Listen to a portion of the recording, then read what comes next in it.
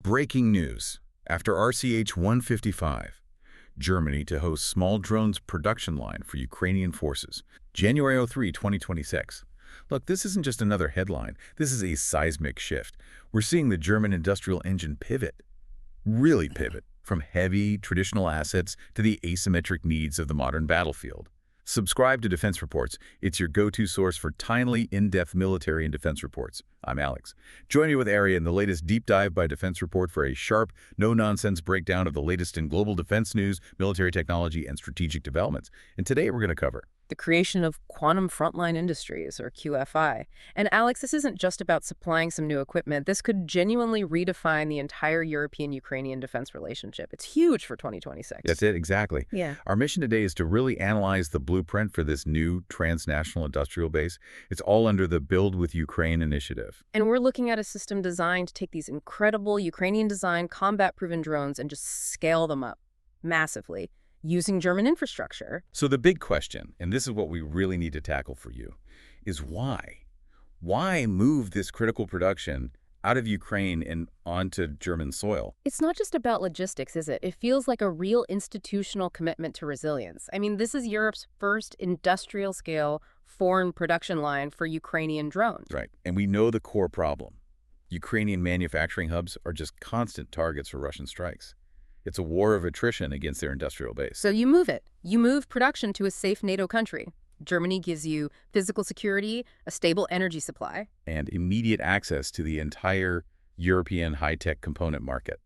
The supply chain stabilizes literally overnight. Exactly. It's security of supply. That becomes more important than, the cost benefits of building at home when you're in a full-scale war. Okay, let's unpack the mechanics here. This QFI joint venture between Germany's quantum systems and Ukraine's frontline robotics. Right. They're calling it the new German model.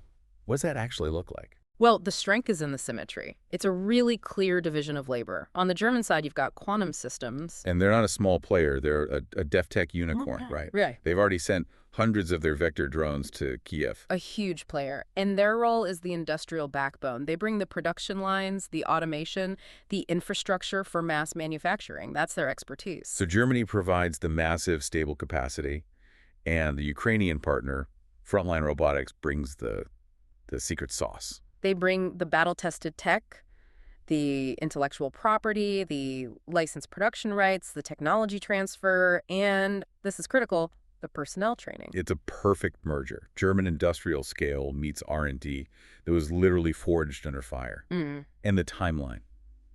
It's just wild. So aggressive. The partnership was announced, December 2025? And they're saying production starts in the first quarter of 2026. That is light speed compared to normal Western defense procurement. And the scale is just as big. I mean, the long-term goal is 10,000 units a year.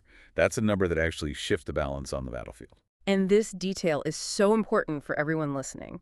100% of the drones made in this German facility go directly to the defense forces of Ukraine. So this isn't about building up NATO stocks. No. It's a direct industrial pipeline straight to the front lines. I found the human capital part of this fascinating.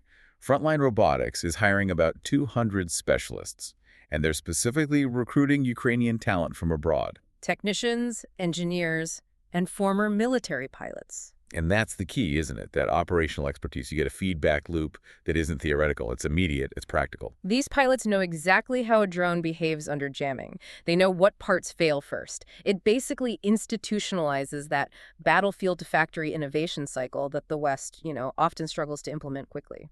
Okay, this structure is incredible, but it's nothing without world-class tech. Let's pivot to the two platforms rolling off the QFI line, the Zoom and the Linza. These aren't just hobby drones. No, not at all. These are highly specialized EW-resistant systems built for high-intensity war. Let's start with the Linza. What's the job of the Linza? Think of the Linza as the frontline workhorse. It's a multifunctional UAV that's optimized for both strike and logistics. Tactical recon, eliminating personnel, destroying equipment, even remote mining. It sounds compact, though. A 10-inch airframe. What does that size get you? It's the sweet spot. Small enough to be a tough target, but big enough to carry a meaningful payload. We're talking 2 kilograms. 2 kilos. So that's enough to disable a light vehicle. or take out an enemy position. Absolutely. And it can carry that over a tactical range of 10 kilometers. It's a surgical tool. Flight time's about 18 minutes loaded, so it's for hitting those immediate threats. But the survivability, that's what really stands out to me. In an environment saturated with Russian electronic warfare, Yeah. how do you keep the operator safe? This is an ingenious solution born from pure combat necessity, a remote antenna station. So the operator isn't right next to the antenna that's blasting out a signal. Exactly. They can be 50, maybe 100 meters away operating from cover. It just drastically cuts the risk of being found and targeted by Russian direction-finding systems. It's a simple, smart adaptation. And then there's the zoom, the dedicated eye in the sky. The zoom is pure ISR. Intelligence, surveillance, reconnaissance. Its whole job is to loiter, find targets, and send back precise coordinates for artillery. And the specs reflect that. Longer range, up to 15 kilometers, and a much longer flight time of 50 minutes. Right. It's built for endurance. Let's get a bit technical here, because this is where the EW resistance really shines. You mentioned a proprietary communication platform. How does it fight through the jamming? It uses frequency hopping spread spectrum, FHSS, across 2 separate bands. Okay, so in simple terms, it's like the drone and the operator are constantly changing radio channels thousands of times a second in a secret pattern. That's a perfect analogy. The jammer can't possibly keep up. But what's really next level about the zoom, it can actively detect enemy EW systems. Wow. So it's not just defending itself, it's hunting. It's telling you where the jammers are. Precisely. It gives you a vector for counter-EW operations. You add that to a gyro-stabilized camera with a 30x hybrid zoom, and you have an incredible ISR tool for a contested environment. And the key takeaway here is that both of these systems, the Zoom and the Lenza, are already proven. They've been used by over 60 Ukrainian units. The tech is validated before it even hits the factory floor. Which just skips years of traditional Western testing and procurement. So what does all this mean for Germany's wider defense tech world? Because QFI isn't happening in a vacuum, is it? Not at all. It's part of this huge industrial shift in how Germany is supporting Kyiv. It's a move toward what you could call precision mass. Lots of inexpensive smart systems instead of a few hyper-expensive ones. Exactly. And you see that so clearly with companies like Helsing and their AI strike drones. Right. Helsing's loitering munitions. They feel like Europe's direct answer to the Russian Lancet. And they have this fascinating dual approach, starting with the HF-1 plywood drone. It sounds low-tech, but it's brilliant. Using radar-transparent plywood for the body isn't about saving money, it's a strategic choice. It dramatically reduces the radar cross-section. Makes it incredibly hard to detect. And you pair that low-tech frame with very high-tech AI guidance, and suddenly you're hitting high-value targets like Pantsir systems from 45, 50 kilometers away. And they're already moving to the next generation, the HX-2. I saw Ukraine has a massive order in for 6,000 of them. 100-kilometer range. And the key tech there is its GNSS-independent navigation. So it can fly without GPS or any satellite signal. Which is a huge leap. GNSS is so easy to jam. The HX-2 uses automatic target recognition. It's basically comparing the terrain it sees, fields, buildings, roads, to a digital map stored in its memory. It navigates by sight, like using digital landmarks. You got it. And that allows it to stay on target even if all external navigation signals are gone. And this is all happening at their resilience factory in southern Germany. But the focus isn't just on the finished drones. It's about the tiny components inside them. That's maybe the most strategic part of this whole shift. We're seeing a deliberate effort to get away from dependency on Chinese components. And the company Donnesthal is right at the center of that. They are mass-producing FPV drone flight controllers and ESCs right there in Germany.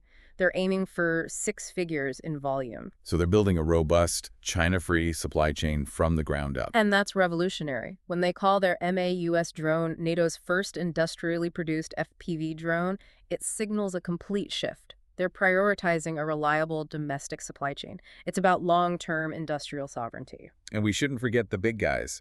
Rheinmetall is still supplying these essential large-scale systems, the Skynex and Skyranger air defense systems. Which are perfect for taking down drones and cruise missiles. Cannon-based systems are making a huge comeback. But there's a fascinating detail about the funding on that. I saw that. One of the Skyranger deliveries was financed by an unnamed EU country, using the proceeds from frozen Russian assets. That detail says so much. It shows how the financial and legal support for Ukraine is becoming just as innovative as the technology. Which brings us to the big question. How does this industrial shift really impact the strategic landscape for 2026? Well, it changes the entire baseline for European defense strategy. This is a war of industrial attrition, plain and simple. And the numbers are just stark. Drones are accounting for, what, 60 to 70% of all equipment destruction? Ukraine's ability to fight hinges on its ability to produce more drones. So QFI's output plus the domestic surge in Ukraine, where something like 95% of long-range UAVs are now Ukrainian-made. This is all designed to create a decisive advantage in 2026. And strategically, this German-European production base, it's a vital hedge against volatility in the U.S. Huge hedge. We know the previous administration paused new direct aid packages back in 2025. This European industrial base, led by models like QFI, creates continuity. It ensures supply, regardless of shifts in U.S. politics. And that's formalized through the PUR mechanism, right? The Prioritized Ukraine Requirements List. It's more than a shopping list. It's an agile framework. Yeah. And you have allies like Canada, who put in almost $900 million in late 25, contributing heavily to PURL to buy essential U.S. equipment. Things they can't make in Europe yet, like Patriot interceptors. Exactly. PURL is the main artery for those high-end, high-demand items. Reports say it accounts for up to 75% of interceptor missiles reaching Ukraine. So European capacity to fund and manage that process, that's what locks in long-term support. So this whole distributed defense strategy, with German industry providing a safe haven for Ukrainian innovation, it's a blueprint for all of NATO. It absolutely is. It accelerates that precision mass doctrine and builds the kind of integrated industrial capacity the Eastern flank desperately needs. This isn't charity. It's the institutionalization of strategic necessity. So the QFI joint venture, it is so much more than just a factory. It is a structural pivot. It's leveraging German automation to turn Ukrainian combat experience into mass-produced, EWs-resistant capability. And that fundamentally strengthens Europe's entire defense industrial base. The creation of QFI institutionalizes that battlefield-to-factory innovation cycle. It prioritizes what works right now over bureaucratic perfection. So, the provocative thought I want to leave you with is this. What are the risks, and what are the incredible opportunities for European technological sovereignty if NATO officially adopts this model? Prioritizing speed and distributed manufacturing over traditional slow-moving procurement. That is a deep dive we will be following very closely. You've been listening to Defense Report by Alex and Aria, where we analyze the latest in military strategy, global defense, and advanced weaponry. Subscribe to Defense Reports, your go-to source for timely, in-depth military and defense reports. We'll catch you next time.